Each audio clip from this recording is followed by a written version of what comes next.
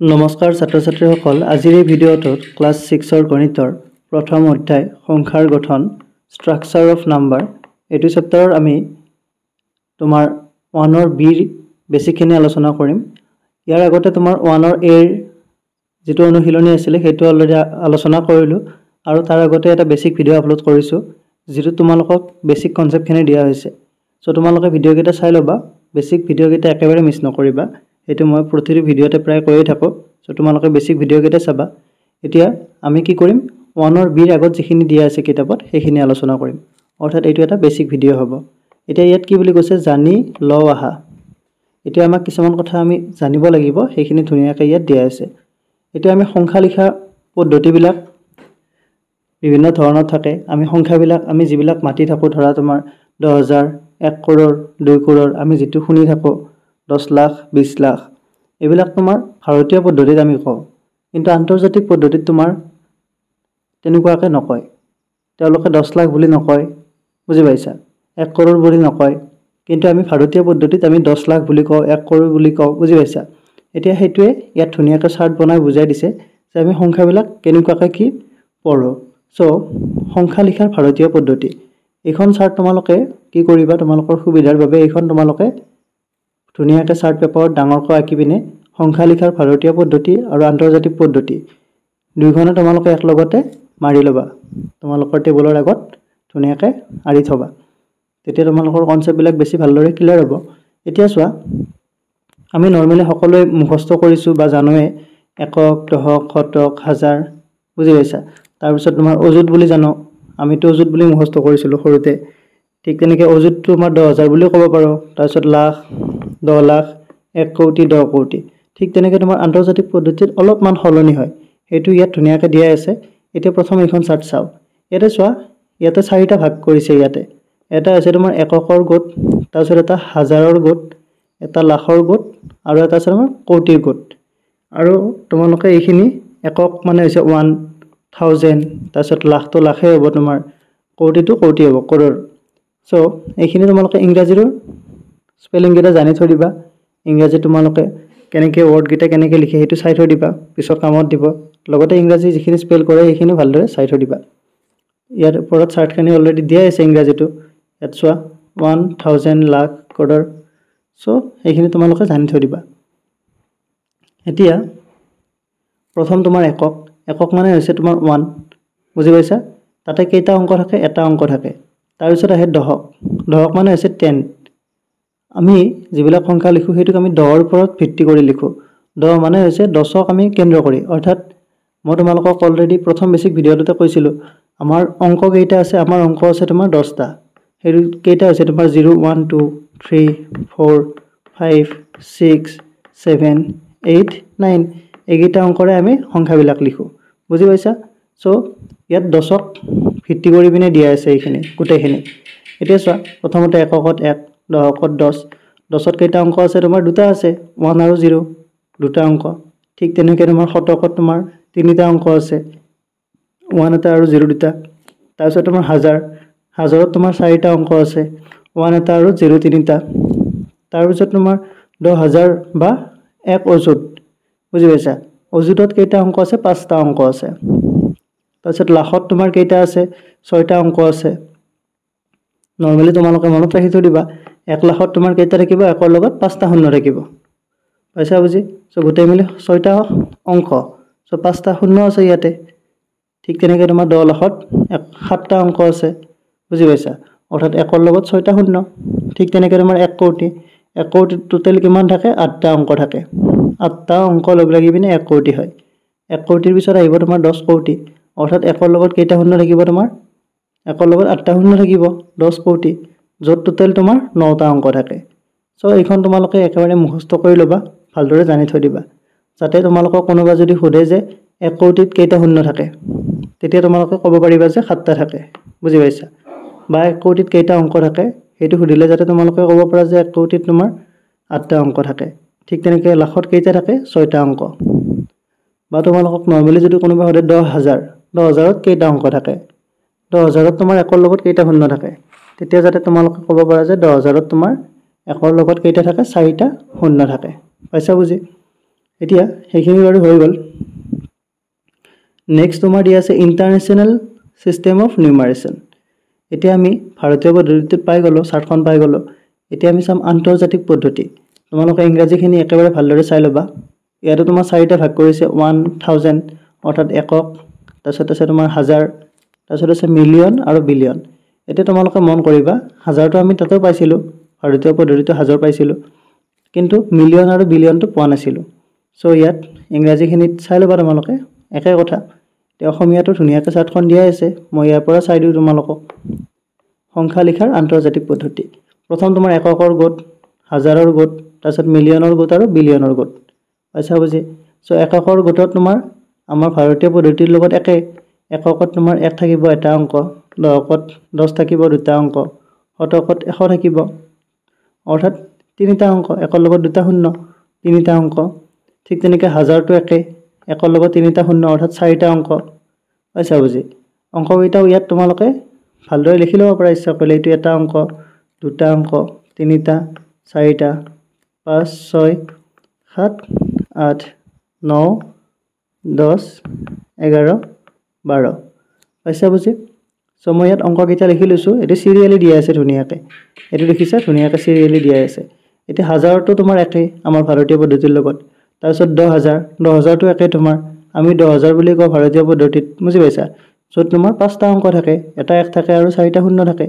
10000ৰ পিছত আমি কি বুলি কওঁ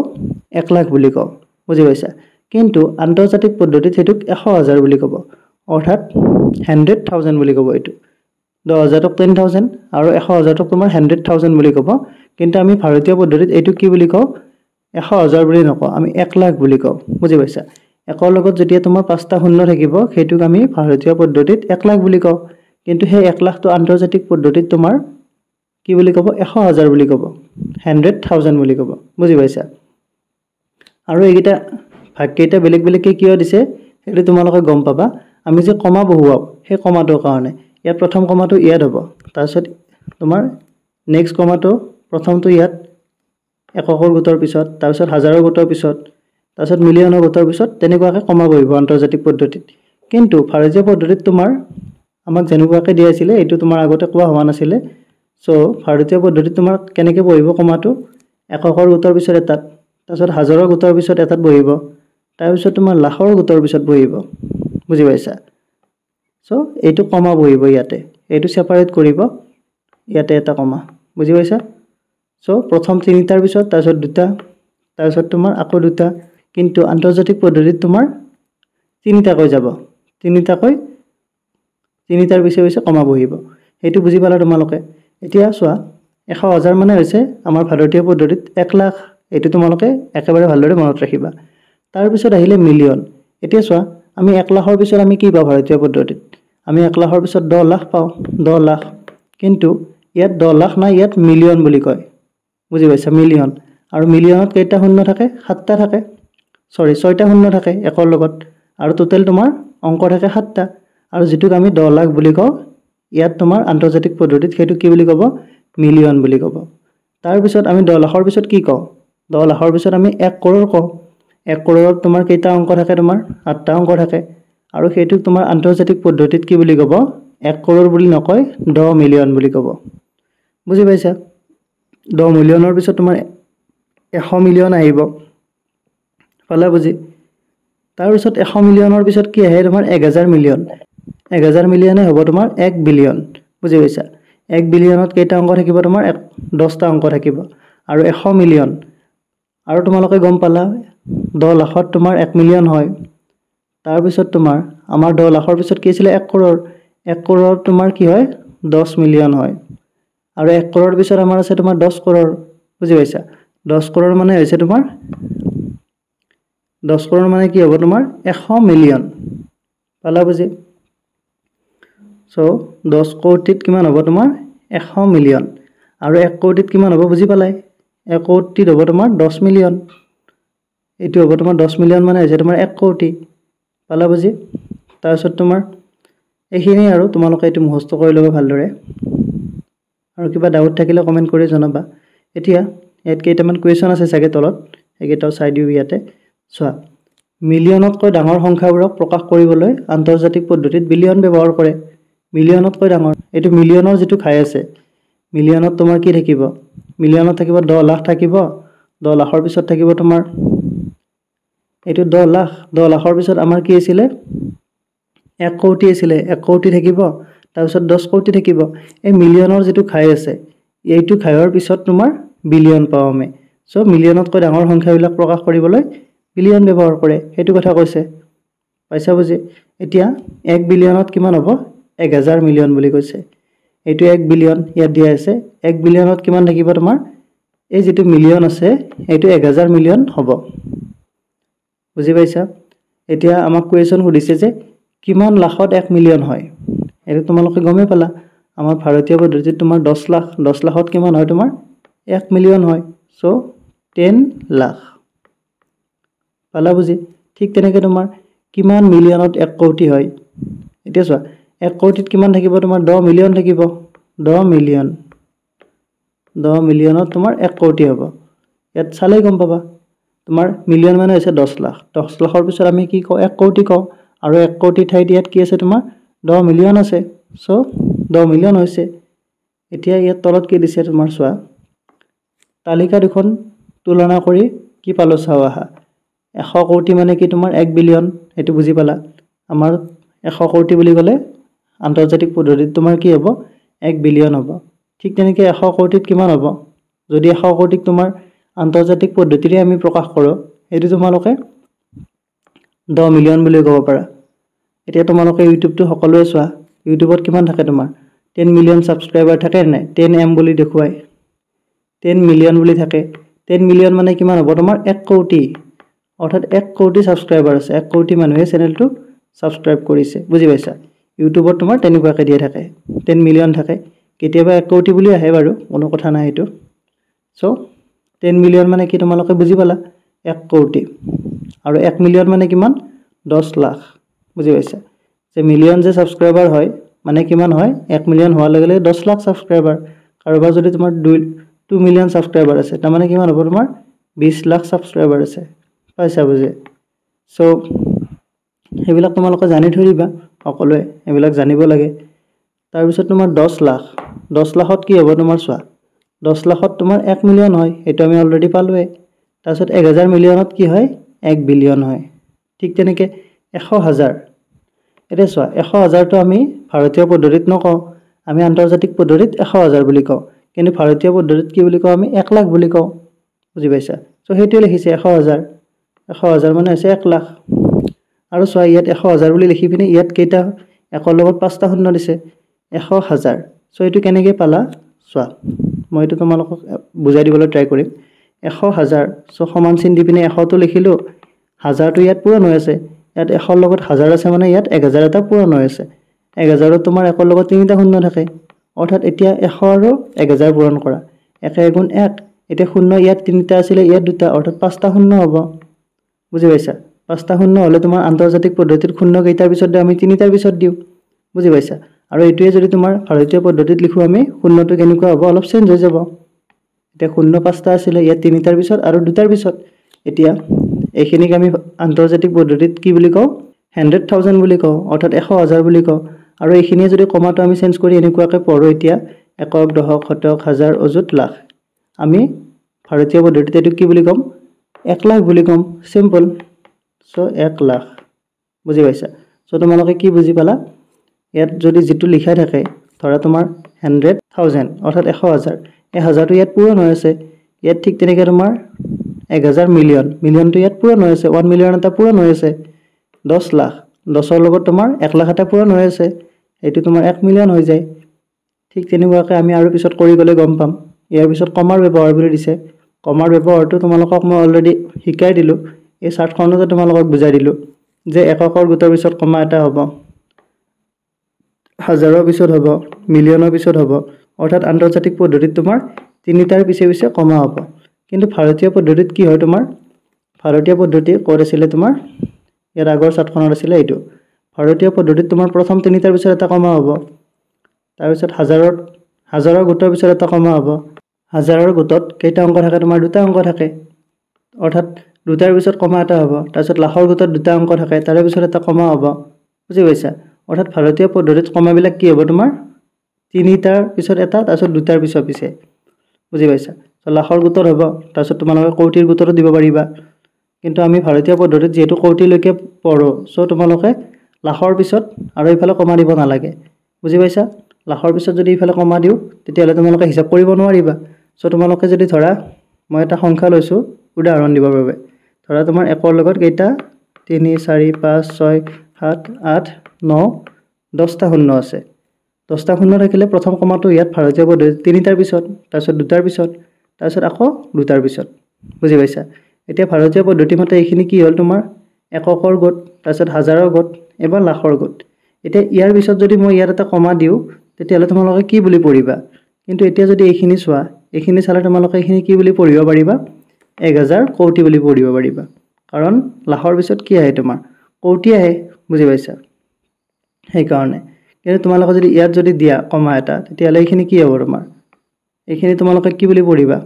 তোমালোকৰ কনফিউজ হৈ যাব সো তোমালোকে লাখলৈকে কমাটো দিবা ভাৰতীয় পদ্ধতিত পালা বুজি সো সেইখিনি কথা ইয়াত লিখা থাকিব কমাৰ ব্যৱহাৰত এইখিনি কথা দিয়া থাকিব ইয়াত দিছে চোৱা কমাৰ ব্যৱহাৰ তোমালোকে এবাৰ পঢ়ি ল'ব বাৰু মই জাস্ট বুজাই দি আছো ডাঙৰ সংখ্যা লিখোতে আমি কমাৰ ব্যৱহাৰ কৰো ভাৰতীয় পদ্ধতিত আমি কি পালো একক দশক শতক হাজাৰ এইবিলাক পালো লাখ আৰু কোটি পালো বুজি পাইছা এতিয়া ভাৰতীয় পদ্ধতিত কি হয় তোমাৰ হাজাৰ লাখ আৰু কোটি ব্যৱহাৰ কৰিবলৈ আমি কমা ব্যৱহাৰ কৰো এটো ভাৰতীয় পদ্ধতিত পালা বুজি তাৰপিছত আৰু কিবা কিবি দিয়া আছে সো কমা কেনেকুৱাকৈ বহে সেইটো বস্তু ইয়াত ধুনীয়াকৈ বুজুৱাই আছে আৰু মই এটো তোমালোকক বুজাই নাথাকো অলৰেডি মই এক্সপ্লেইন কৰিলোৱে যে কি কৰিবা তোমালোকে ভাৰতীয় পদ্ধতিত কমা কি কৰিবা কমা তোমাৰ প্ৰথম তিনিটা তাৰপিছত দুটাৰ পিছত দি আহিবা লাখলৈকে দিবা বুজি পাইছা এইটো ভাৰতীয় পদ্ধতিত কমা দিছে চোৱা প্ৰথম তিনিটা অৰ্থাৎ শতকৰ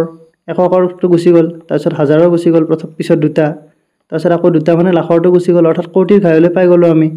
কিন্তু এইটো আন্তৰ্জাতিক পদ্ধতিত যদি কমা দিব লাগে প্ৰথম তিনিটা তাৰপিছত তিনিটা পাইছা বুজি আৰু প্ৰেক্টিস কৰিলে তোমালোকে মাতিব পাৰিবা এতিয়া এইটো মাতিলে কি হ'ব ইয়াত তলত দিয়া আছে এইটো হ'ব 8 কোটি 25 লাখ তাৰপিছত 40324 এটো আন্তৰ্জাতিক পদ্ধতিত কি হ'ব আন্তৰ্জাতিক পদ্ধতিত তোমাৰ কোটি নাই সো এটো হ'ব তোমাৰ 82 মিলিয়ন অৰ্থাৎ 82 মিলিয়ন আৰু এটো তোমাৰ মাজৰখিনিক তোমাৰ কি বুলি ক'ব 540 বুলি ক'ব তিনিটা এক গোট হৈ থাকে সেই কাৰণে এটো ক'ব 540 540,000 বুলি ক'ব অৰ্থাৎ 540,000 তাৰপিছত আৰু শিখৰখিনি 324 এইখিনি একে থাকিব কিন্তু এইখিনি অলপ চেঞ্জ হৈ যাব সো এটো হ'ব তোমাৰ আন্তৰ্জাতিক পদ্ধতি আৰু ভাৰতীয় পদ্ধতি তাৰ লগতে তোমাৰ